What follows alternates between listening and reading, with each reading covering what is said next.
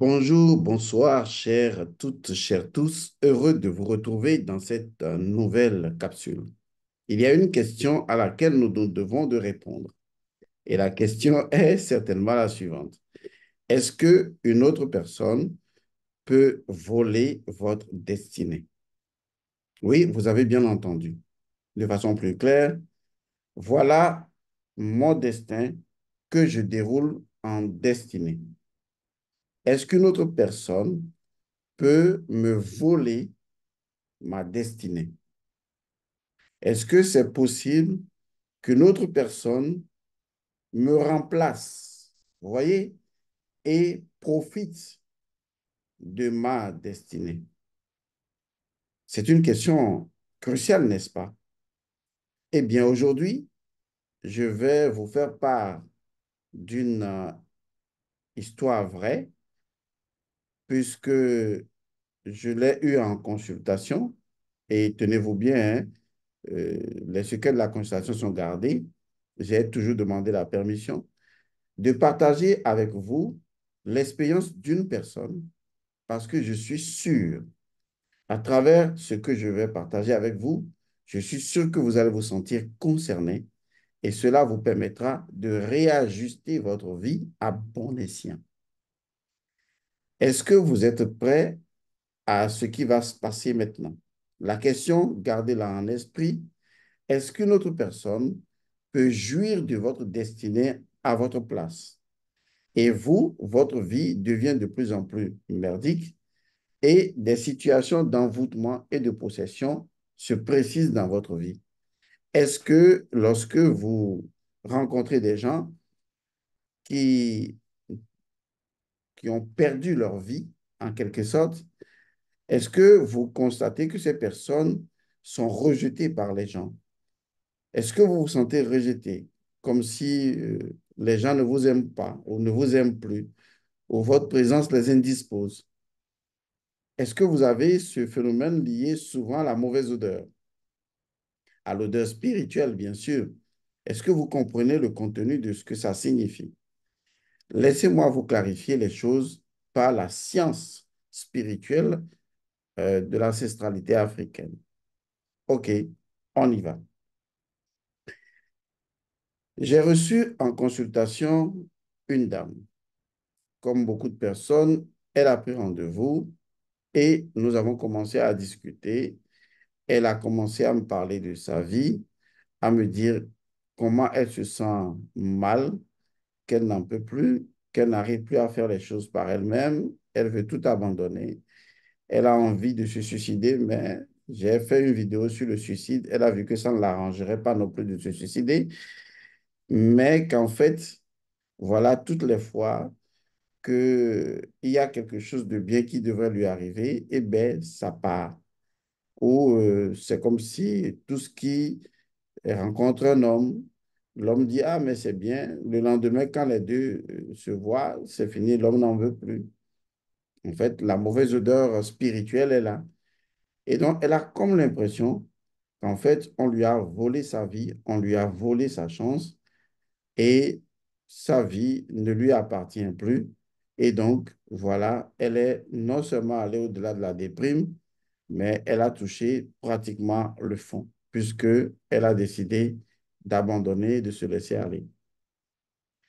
Lorsqu'elle m'a présenté la situation, naturellement, je suis l'homme des principes premiers. Ça veut dire quoi? Ça veut dire que tout ce qui se produit est lié à la trilogie, principe, loi et fait. Ça veut dire qu'il n'y a aucun fait qui ne provienne d'une loi, laquelle loi, bien sûr, d'un principe premier. Et donc, qu'est-ce que je fais? J'ai commencé à lui poser des questions parce que j'ai identifié d'où est-ce que cette situation pourrait provenir. Elle m'a dit que ses parents sont vivants et que, en réalité, pour son histoire, et c'est ça ce que vous devez garder à l'esprit, n'oubliez jamais l'histoire de votre incarnation. Il faut garder ça comme une archive, la façon dont vous êtes venu au monde et la lignée de sang qui vous a permis de venir au monde. Il faut connaître votre histoire, car votre histoire est inclusive à votre identité et à votre identitaire. Vous ne pouvez pas vous en séparer. Heureusement pour elle, je lui ai posé la question. Elle m'a dit une chose qui m'a véritablement estomaqué. Une chose que j'ai oublié d'ailleurs de partager avec vous, que j'aurais dû partager avec vous. Vous savez, c'est à travers ces prises de contact et de rencontres que, disons, je me rappelle que certaines choses devraient vous être dites et donc je saisis l'opportunité pour vous le dire. Elle m'a raconté que avant qu'elle ne vienne au monde, effectivement, comme je lui ai posé la question, que effectivement, sa maman avait perdu un enfant avant qu'elle ne vienne au monde. Mais son cas est un peu particulier. C'est que l'enfant est mort, l'enfant serait mort dans le ventre donc de la mère. Vous voyez que le cas est assez particulier. Donc, l'enfant est déjà mort dans son ventre, peut-être pendant un bon moment, et après, il a fallu l'évacuer. C'est une situation légèrement différente d'un enfant mort-né. Souvent, on considère un enfant mort-né comme un enfant qui naît et qui meurt. Vous voyez?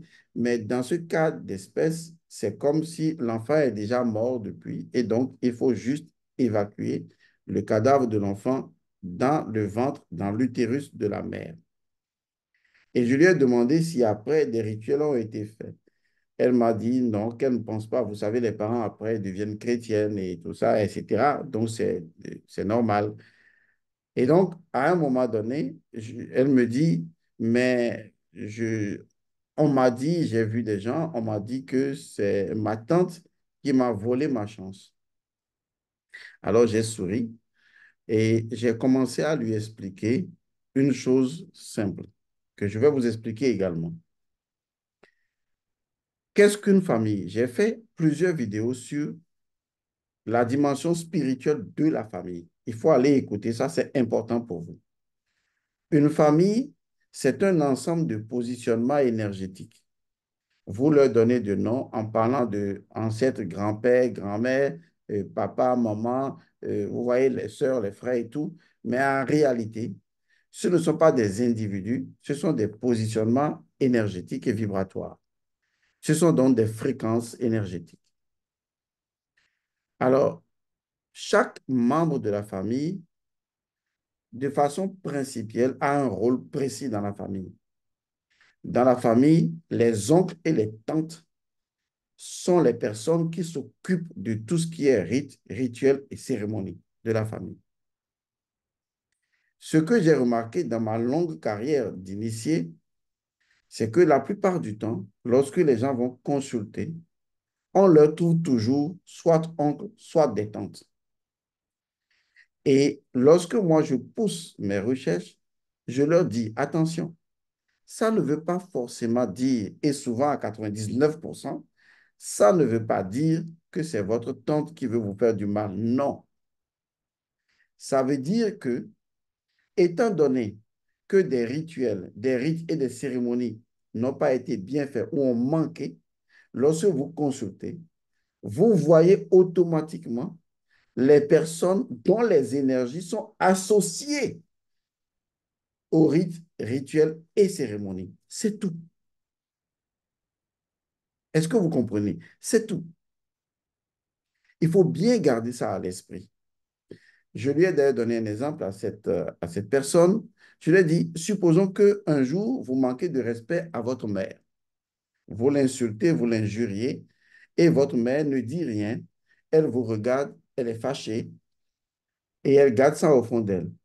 Vous avez continué votre vie normalement, et arrivé à un moment donné, les choses ont commencé à se compliquer pour vous. Lorsque vous irez voir voilà, un voyant, le voyant va vous dire, ah, ce qui t'arrive là, ça vient de ta mère. Mais vous ne prenez pas le temps de dire, OK, ça vient de ma mère, comment?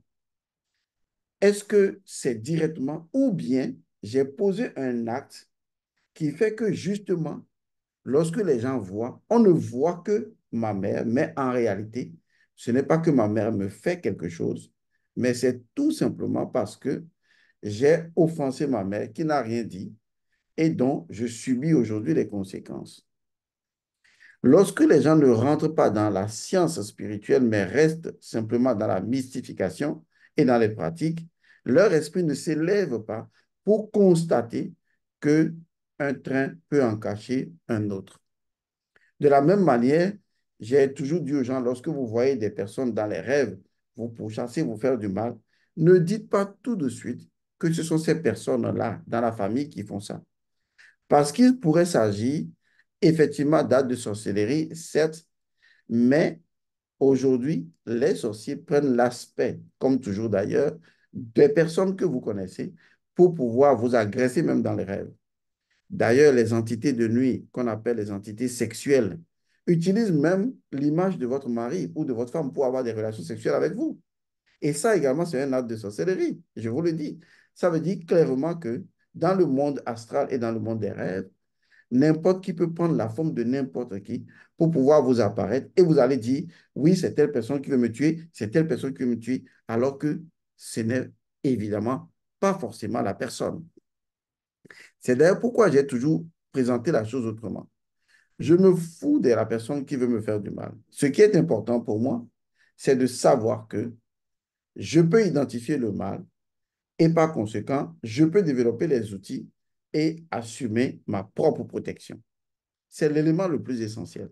Je peux aussi faire des retours à l'envoyeur et qui de qui est et dont la personne aura les conséquences. Parce que la personne peut utiliser des images ou des formes d'autres personnes pour venir me nuire, mais lorsque je lancerai mon choc en retour, ben, c'est la personne vraie qui recevra ce choc en retour.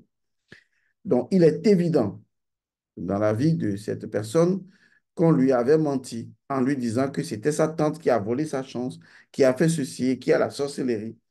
Et je lui ai également dit que dans une famille, la sorcellerie est obligatoire. Vous ne pouvez pas enlever la sorcellerie d'une famille, ça n'arrivera pas. La sorcellerie fait partie du positionnement énergétique d'une famille. Et toutes les familles, il n'y en a aucune. Toutes les familles possèdent la sorcellerie. Et vous ne pouvez jamais enlever un sorcier d'une famille. C'est impossible. Ça fait partie de l'équilibre de toutes les énergies constitutives d'une famille. Et j'ai fait également une vidéo là-dessus, toujours pour parler de la famille, et j'ai expliqué que votre conception de la sorcellerie n'est pas la conception de la tradition africaine à la base de ce que vous appelez la sorcellerie, parce que la sorcellerie, c'est d'abord de la magie, ça fait partie de la science de la métamorphose, et donc c'est utile dans une famille pour qu'il y ait énergie de guérison, énergie de protection. Maintenant, chacun fait de cette énergie ce qu'il veut. Donc, au lieu d'accuser la sorcellerie, vous devez accuser le sorcier. Parce que la sorcellerie en soi, c'est un ensemble de connaissances, c'est tout.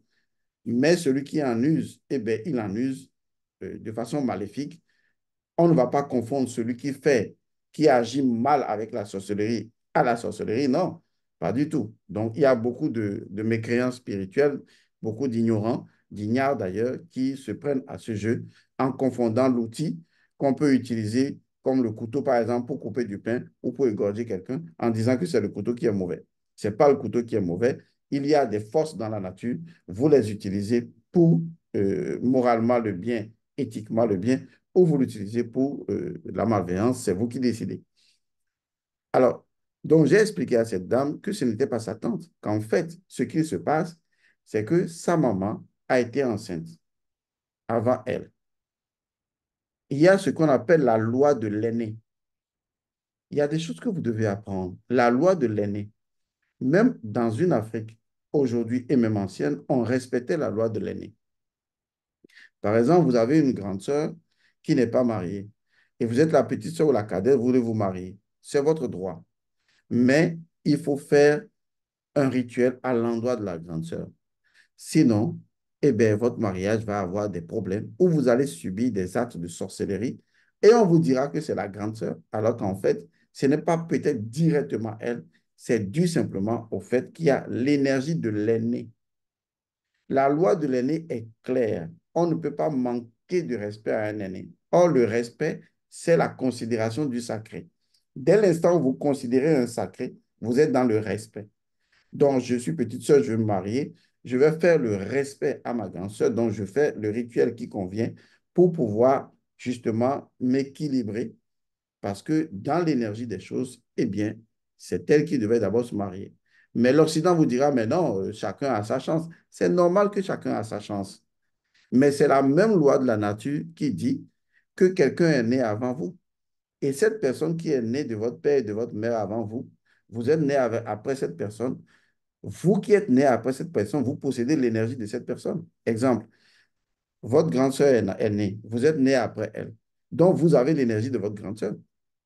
Mais c'est ça. Donc, je veux dire par là que voilà que sa maman était enceinte. L'enfant est mort dans son ventre. Après, on a évacué. Mais est-ce qu'on a fait des rituels de purification? Est-ce qu'on a fait des rituels d'équilibre, d'ajustement? Est-ce que l'enfant qui est venu après, est-ce qu'on a tenu compte de ce qui était arrivé pour faire les rituels à cet enfant qui est donc notre personne en conséquence? Et donc, elle a dit non, rien n'a été fait. Alors, je vous explique ce qui va se passer si rien n'est fait. Voilà le cas. La maman était enceinte, l'enfant est mort dans son ventre, on a dû évacuer tout ça après, vous imaginez. Ensuite, elle, celle dont nous sommes en train de parler, elle est venue au monde. C'est clair?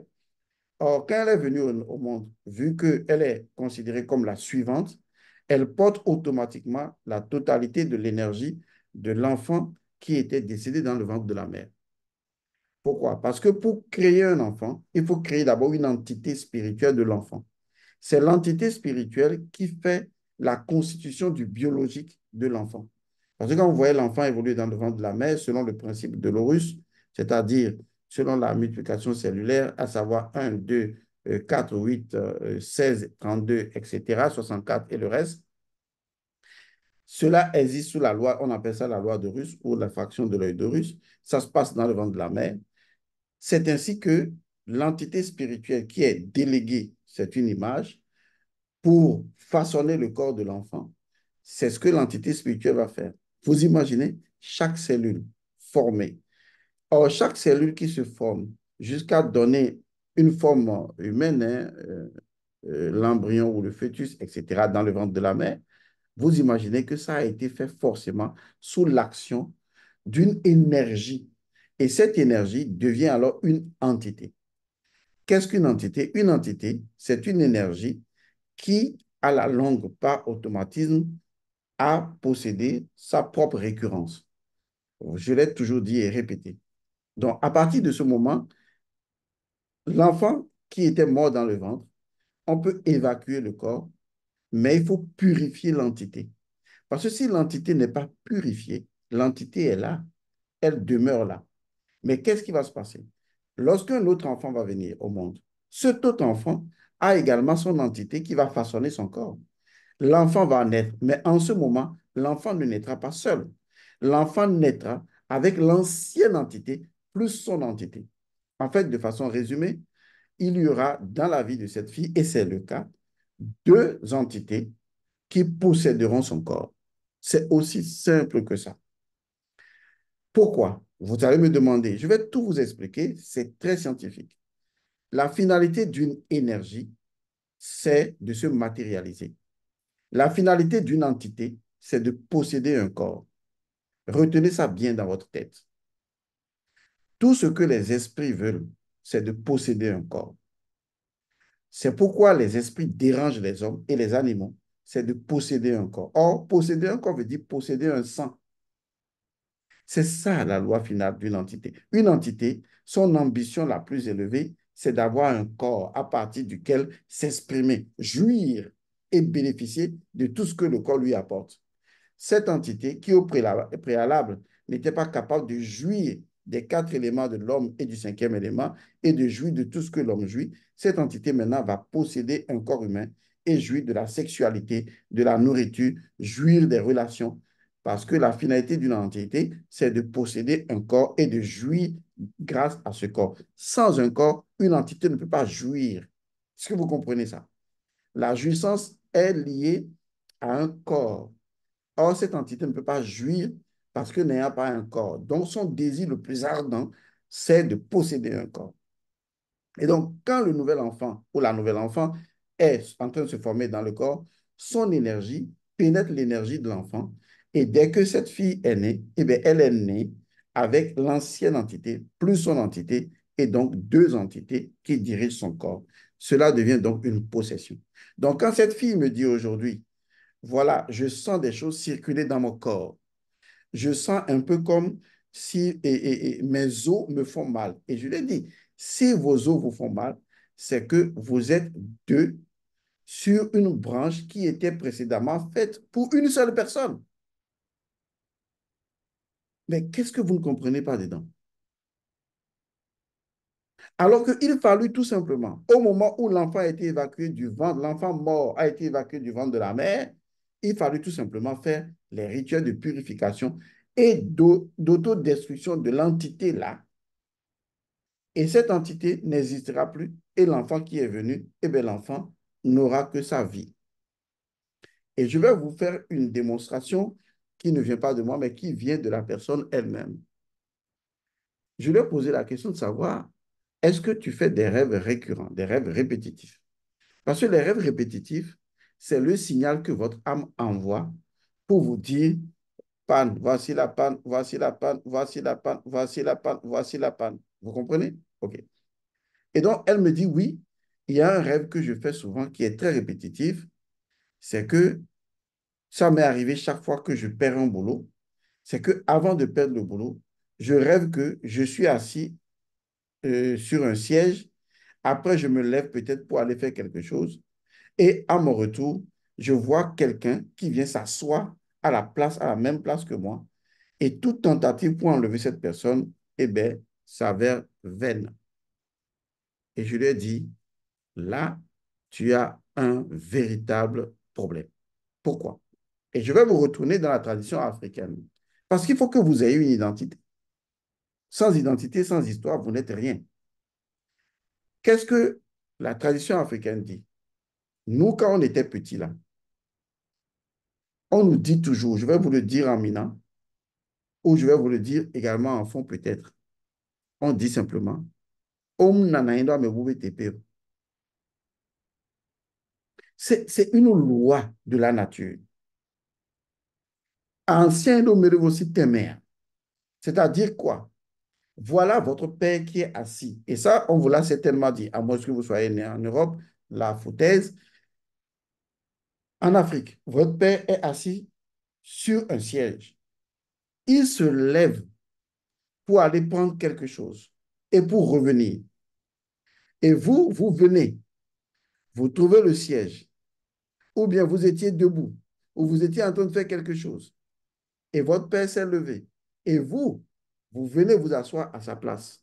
Ah, oh Seigneur, ça, c'est une malédiction. Il y a une seule chose que le papa vous dira. Vous demandez à tous les papas, allez vous renseigner si ce que je dis est faux. Il vous dira, mon fils, c'est quoi? Est-ce que tu attendais que je me lève pour venir t'asseoir? Donc, tu veux que je meure, c'est ça? C'est exactement ce que le papa vous dira. Parce que pour nous, hein, même dans la tradition africaine, le papa a son siège. Tu ne peux pas t'asseoir dessus. Son siège, là, il est séparé. Tu ne peux pas t'asseoir là-dessus. Ce n'est pas possible que tu t'assieds là-dessus. Même enlevons ça. Disons même que c'est extrême. Je parle du cas où vous êtes ensemble, en train de parler quelque part, le papa se lève et tu vas t'asseoir à sa place. Hmm.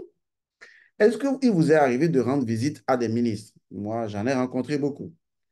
À des autorités présidentielles. J'en ai également rencontré. Lorsque vous entrez dans leur bureau, il y a toujours souvent un salon très luxueux.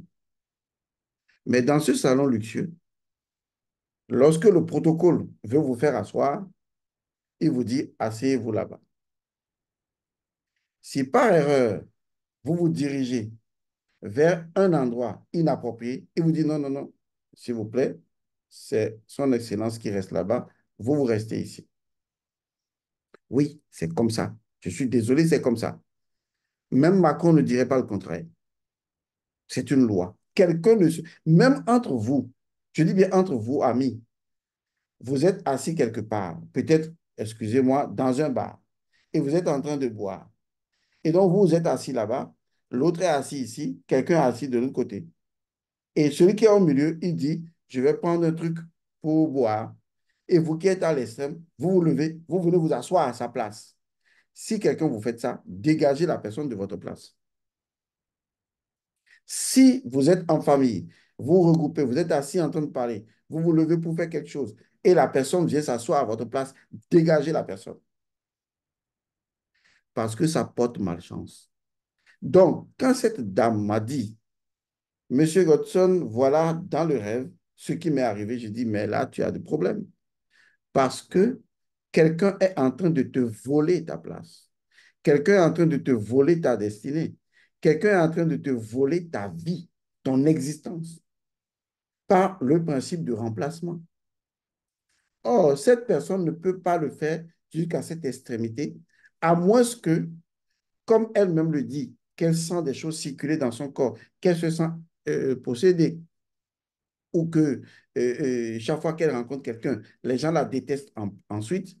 Je lui ai dit oui, c'est parce que tu portes une entité infectieuse qui est l'ancienne entité que vous n'avez pas purifiée et qui vient maintenant s'adosser à ta vie et qui prend ta place pour vivre ta vie jusqu'à te posséder. D'ailleurs, je vous ferai une capsule sur la métaphysique de la possession et comment on peut être possédé, les étapes. Je vous démontrerai cela. Comme ça, vous verrez comment vous êtes possédé progressivement.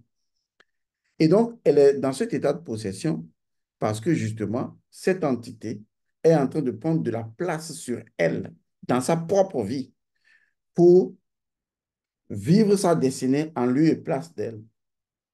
Donc, mauvaise odeur, tout ce qui se passe, et elle perd son poste. Chaque fois qu'elle voit en rêve quelqu'un s'asseoir sur sa place, elle veut enlever la personne ne part pas. Pourquoi la personne va partir? Est-ce que vous avez fait le rituel pour que la personne parte? Et vous voulez que la personne parte? Ça n'arrivera pas. Avec son autorisation, j'ai accepté partager cette information avec vous. Pourquoi? Il faut connaître votre histoire, du moins votre histoire d'incarnation. Papa, maman, vous avez 4 enfants. Avant là, comment ça s'est passé? Est-ce que vous avez fait des avortements? Est-ce qu'il y a eu des enfants morts-nés? Est-ce qu'avant moi, il y a eu enfants morts-nés? Est-ce qu'avant moi, il y a eu avortement? Est-ce qu'avant moi, il y a une situation particulière? Ou bien comment ma grossesse a été? Parce que ces expériences sont indispensables à la compréhension de votre vie actuelle. Je ne cesserai pas de vous le chanter dans les oreilles, même si vous faites preuve de surdité spirituelle. Donc, comme je l'ai dit à cette dame, sa situation, il est possible de la résoudre. Elle doit arrêter simplement de faire ce que tous les imbéciles font. C'est de vivre dans les opinions, c'est de vivre dans les croyances, de vivre dans les préjugés, du genre, oui, c'est le sorcier, c'est ma tante, c'est mon oncle, c'est les gens qui veulent du mal, c'est. Il faut arrêter ça.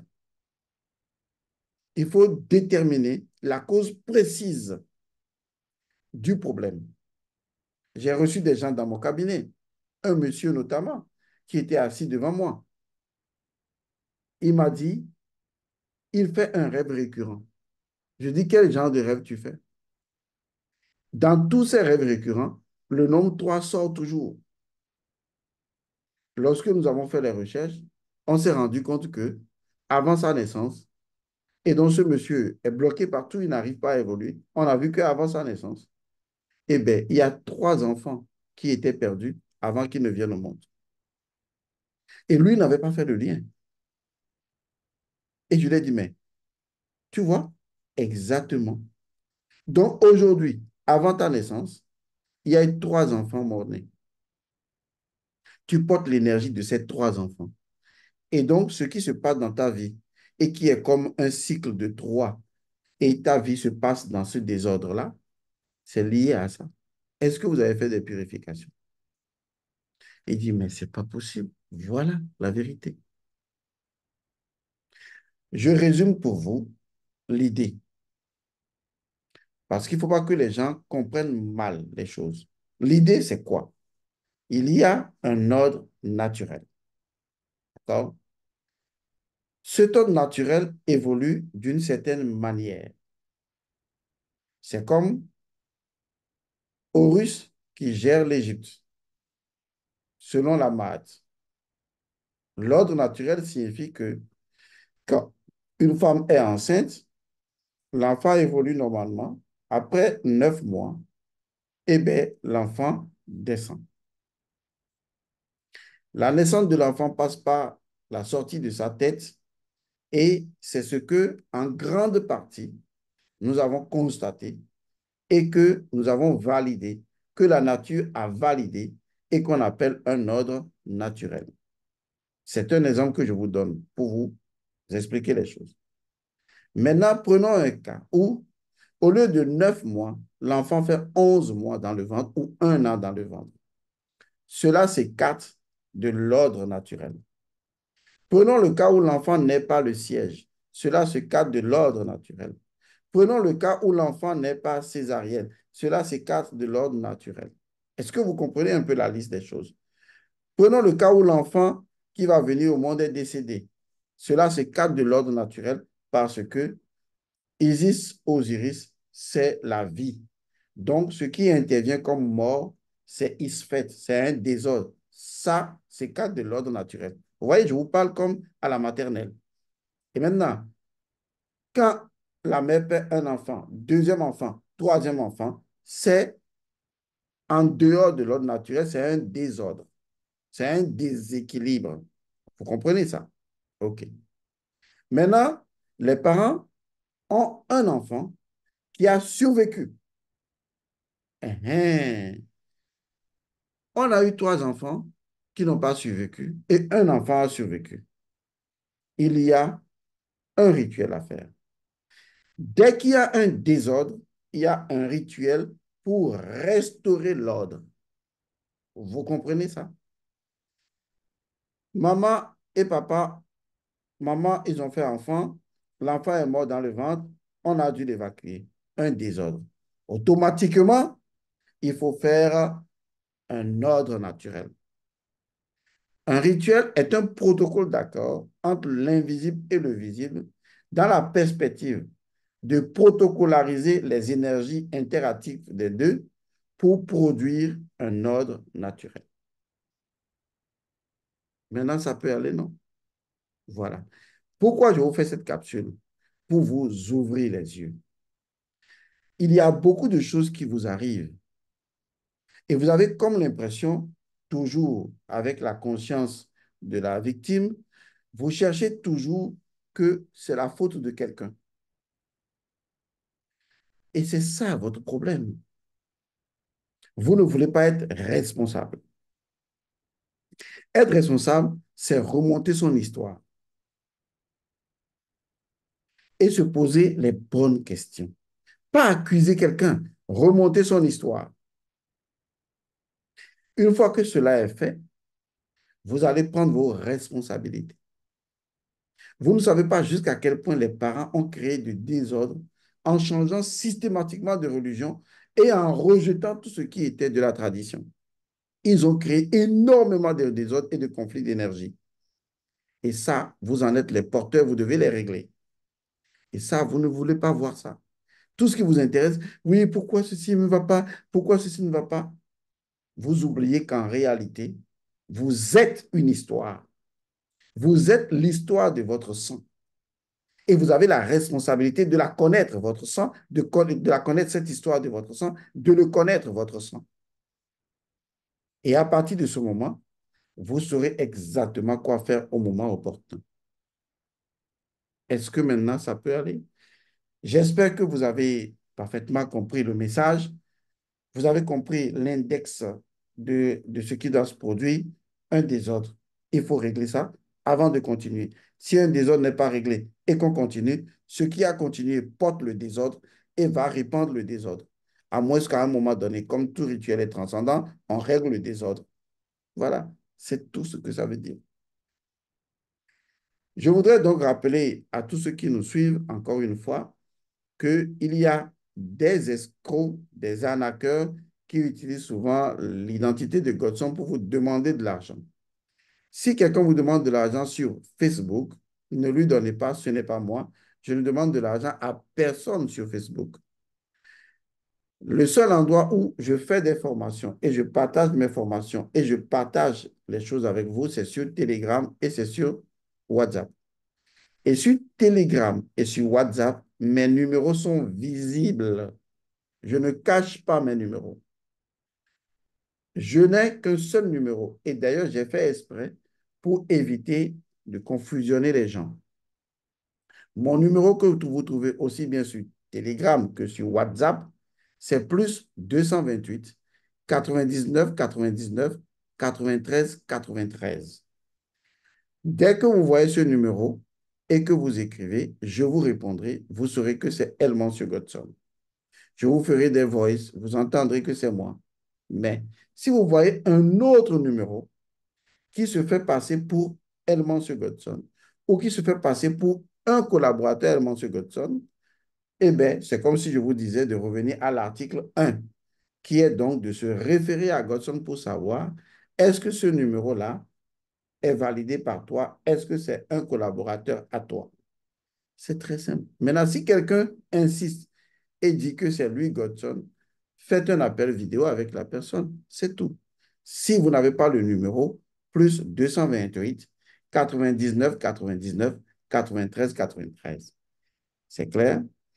Bientôt, dans le mois de février, nous allons lancer le réceptacle de la justice divine.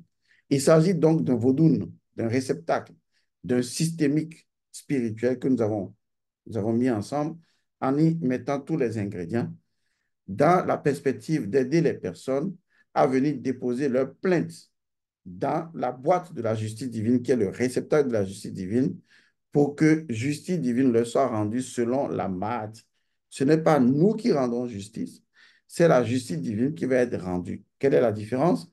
La différence, c'est que à travers ce systémique-là, nous allons accélérer l'intervention de la divine providence et de la justice divine dans la situation pour que l'équilibre soit.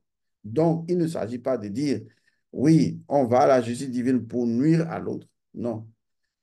Vous ne venez pas parce que vous avez raison, vous avez tort. Vous venez pour réclamer que justice divine soit rendue. Laissez à la justice divine le soin d'apporter à chaque partie l'équilibre dans sa vie. Ce qui est sûr, justice divine vous sera rendue. Par ailleurs, il existe également des méthodes de renvoi, n'est-ce pas, à l'envoyeur. Ce système de renvoyer un sort à un envoyeur existe également dans la justice divine, puisque les ingrédients que nous avons réunis ensemble pour constituer le réceptacle de la justice divine contiennent également le retour à l'envoyeur. Donc, ça veut dire que si vous mettez votre plainte dans la justice divine et que la personne a fait un acte de sorcellerie contre vous, eh bien, le protocole interne donc, de la justice divine de son réceptacle vont renvoyer cela à l'envoyeur. C'est tout simplement cela. Parce que nous maîtrisons les différents éléments qui interviennent dans le jugement pour que justice divine soit rendue. Je vous remercie. Je vous rappelle que il faut que vous abonniez. Les gens qui ne sont pas abonnés là, je vais vous envoyer les esprits. Hein. C'est pour vous taquiner un peu, mais likez, cliquez pour vous abonner, cliquez sur la clochette de notification pour avoir de nouvelles vidéos. Nous devons aller au moins à 100 000 abonnés le plus rapidement possible pour que justement la communauté s'agrandisse. Je vous remercie et je vous dis